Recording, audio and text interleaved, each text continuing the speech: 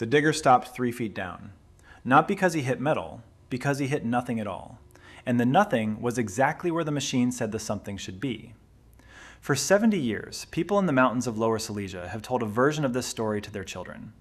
A train left a station in the last weeks of a collapsing war, loaded with more gold than most of them would see in 10 lifetimes, and it drove into a tunnel cut into the rock of the Owl Mountains, and it never came out the other side. No wreckage, no survivors who talked, no official record anyone can point to and say, here, this is the manifest, this is where it went. Just a mountain, a rail line that still runs past it today, and a story that refused to die no matter how many decades passed without proof. By early 1945, the Red Army was closing in on this part of Germany fast enough that whole towns were evacuating in days, not weeks. Trains that should have carried people were being loaded with something else instead. Records from this period are thin, and some were destroyed on purpose by people who had every reason not to want them found. That gap, the missing paperwork, the burned files, the officers who never spoke of it again, is not proof of a hidden train, but it is exactly the kind of silence a legend needs to survive. The story attached itself to something real, a Nazi construction project buried in these same mountains, codenamed Riese, meaning giant. Between 1943 and 1945, tens of thousands of forced laborers, prisoners of war, and concentration camp inmates were driven into these hills to dig a network of tunnels whose purpose was never fully explained even to the men digging them. Some tunnels were meant to be underground factories.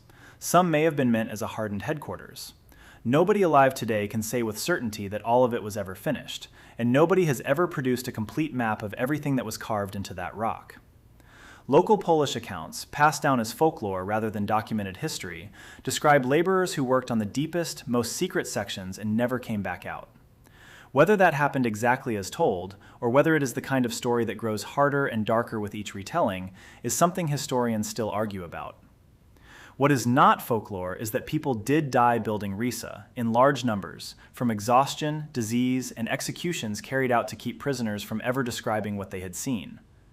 So when a rumor started that a train packed with looted gold had vanished into one of those tunnels, it did not sound like a fairy tale to the people who lived there. It sounded like the kind of thing that could happen in a place where entire mountains had already swallowed men and machinery and truth, all at the same time, in the space of 2 desperate years. Deathbed confessions circulated for decades. A German soldier, dying, allegedly told a priest where the train went in. A former officer allegedly told a relative a location before he died, and the relative allegedly told someone else. None of these accounts were ever verified against a name, a date, a document.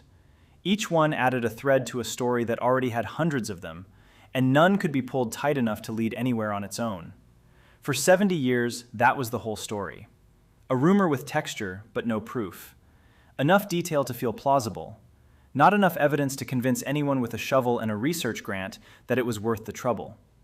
Then, in August of 2015, 2 men said they had found it. Not with folklore, not with a rumor passed down from a dying man, with a machine that reads the ground the way an X-ray reads a body, and a claim specific enough that a national government could not ignore it. Piotr Koper is Polish. Andreas Richter is German. Neither man was an archaeologist or a historian by profession, but both had spent years around the edges of treasure hunting in this exact region, close enough to the Riese tunnels to have heard every version of the legend more than once. According to their own account, the 2 men had been using ground-penetrating radar near the 65th kilometer of the railway line connecting Wrocław and Wałbrzych, a stretch of track that runs directly past the mountains where the Riese tunnels were dug. Ground-penetrating radar works by sending pulses into the earth and reading what bounces back. Dense, uniform, metallic shapes tend to produce a distinct signature. According to Koper and Richter, what came back from beneath that stretch of track looked like a train, a long one. Roughly 150 meters, they said, consistent with an armored train of the kind that could plausibly have been used to move something valuable under guard in the final chaos of the war. They did not go public quietly. They hired a lawyer, and in August of 2015, that lawyer made a formal announcement on their behalf that a train matching the description of the long-rumored Nazi gold train had been located, and that in exchange for revealing the exact coordinates, the 2 men wanted 10% of the value of whatever was found inside it. That single detail, the 10%, is worth sitting with for a moment. It meant the claim was never simply an act of historical discovery offered freely to the public. It was, from the very first announcement, a negotiation. And negotiations require someone with the authority to negotiate back. That someone turned out to be the Polish government itself. Poland's deputy culture minister at the time, Piotr Zuchowski, held a press conference and stated that he was, in his words, 99% certain that the train existed, based on the radar images he had personally reviewed. A government minister, not a hobbyist, not a blogger, standing in front of cameras and treating a treasure hunter's radar claim as credible enough to stake his own credibility on. That was the moment this stopped being a local rumor and became a global story. Within days, the phrase Nazi gold train was running across headlines in Britain, the United States, Germany, and across wire services that normally do not touch treasure hunting stories at all. BBC, Reuters, the Associated Press, The Guardian, all covered it, largely because a sitting government official had done something governments almost never do with an unverified claim. He had endorsed it publicly, before a single shovel had gone into the ground. Under Polish law, any buried treasure of this kind belongs to the state, not to whoever finds it. That single legal fact turned Koper and Richter's 10% request into an open question the government would eventually have to answer one way or another, but only if there turned out to be anything to divide in the first place. The town of Wałbrzych, a modest former coal mining city that most people outside Poland had never heard of, became the center of a very specific kind of chaos almost overnight. Local hotels filled up. Foreign journalists needed places to sleep. And alongside the journalists came something the story had not accounted for. Amateur treasure hunters, arriving with their own metal detectors, their own shovels, and their own theories about where exactly along that rail line the gold might be, badge or no badge, permit or no permit. Local authorities had to start actively policing the area, not because anyone had found anything, but because so many people were now digging, on private land and public land alike, chasing a rumor that had just been given the closest thing to an official seal of approval a rumor can get. Poland's military got involved too, not to guard treasure, but because parts of the region still carried the risk of unexploded ordnance left over from the war, buried under 70 years of soil that nobody wanted disturbed by an amateur with a shovel and a hunch. By September of 2015, less than a month after the announcement, the site near the 65th kilometer marker had become one of the most watched patches of ground in the world. Everyone was waiting for the same thing. Somebody had said, with apparent confidence, that the train was there. Now it was simply a matter of digging down to it. Before anyone was allowed to bring in heavy machinery, Poland's Ministry of Culture called in independent scientists to check the claim properly. That job went to a team from the AGH University of Science and Technology in Krakow, one of Poland's leading technical universities, with real expertise in exactly the kind of subsurface geophysical surveying this situation demanded. The AGH team conducted their own ground-penetrating radar surveys of the same stretch of track, along with additional geophysical methods designed to distinguish a genuinely hollow, metallic, human-made structure from a naturally occurring anomaly in the rock and soil. This is the part of the story that rarely makes it into a headline because it is not dramatic.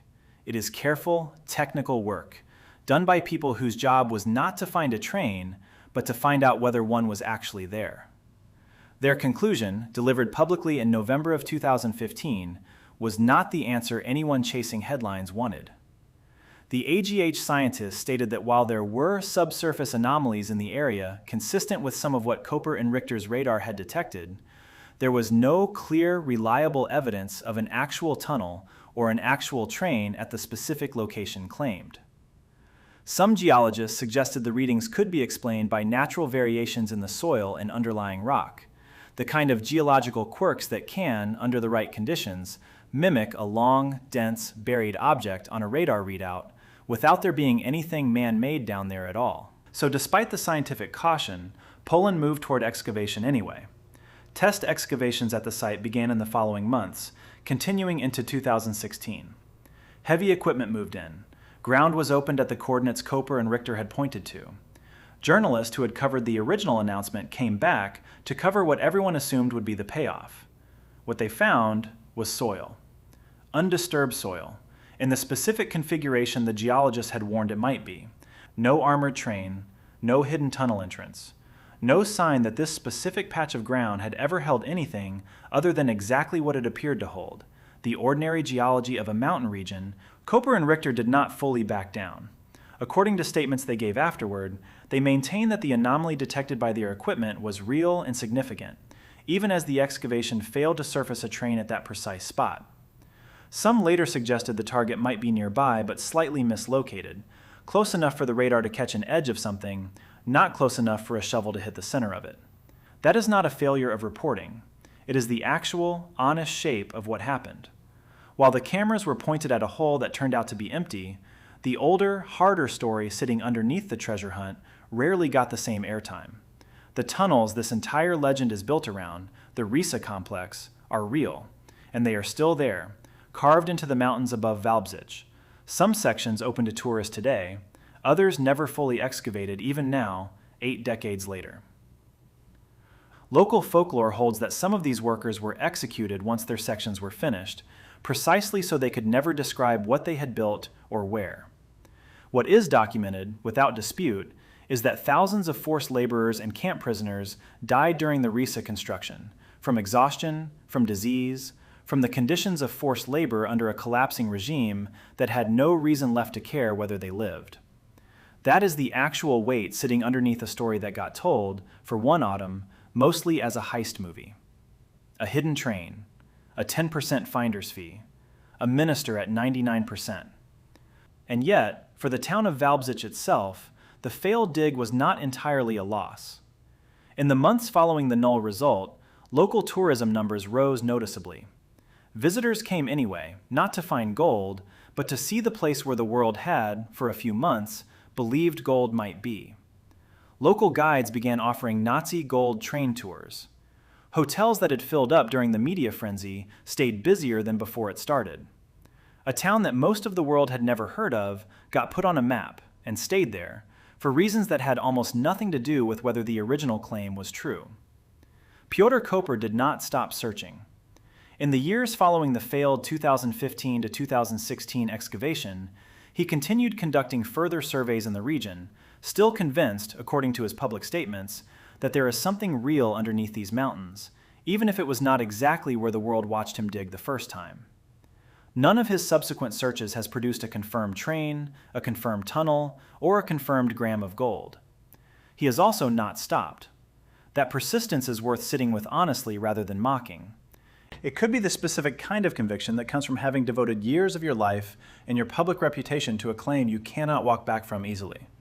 It could also, and this is the part a skeptical telling of this story has to allow for, because something clearly did move through this region. Nazi Germany looted enormous quantities of gold, art, and valuables from across occupied Europe, and Lower Silesia, sitting close to the collapsing Eastern Front, was a documented transit and storage area for some of it in early 1945. That much is not folklore. That part is history. What historians disagree on is what happened to it next.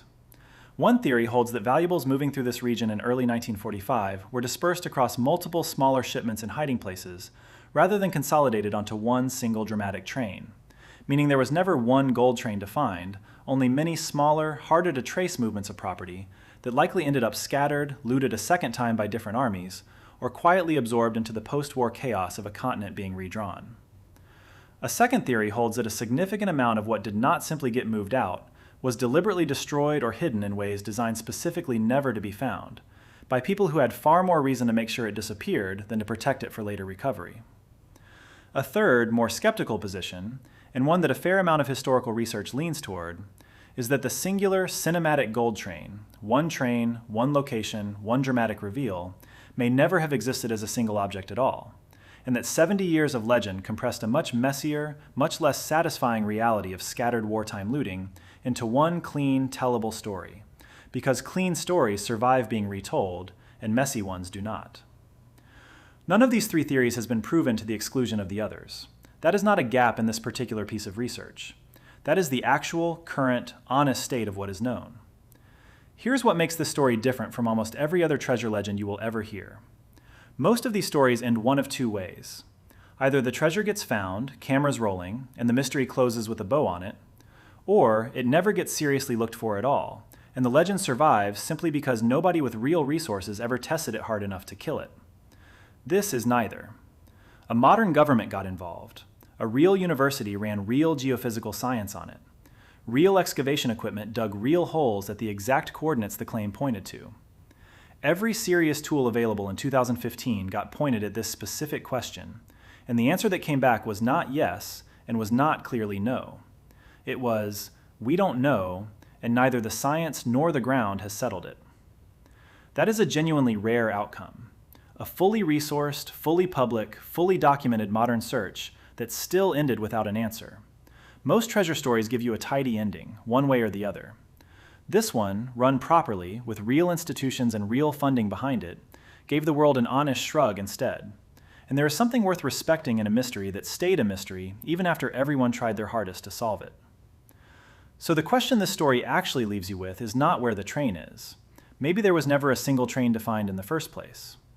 The question is whether you are comfortable with a story that got the full weight of modern science, government backing, and worldwide attention thrown at it, and still walked away unresolved. Most of us are trained by every other story we consume to expect a final answer. This is one of the rare ones that earns the right not to give you one. Somewhere under those mountains, laborers who were never given a choice cut tunnels whose full extent nobody has ever mapped. Whether gold is still down there with them is a question the mountain has kept for 80 years, and it may simply intend to keep it a while longer.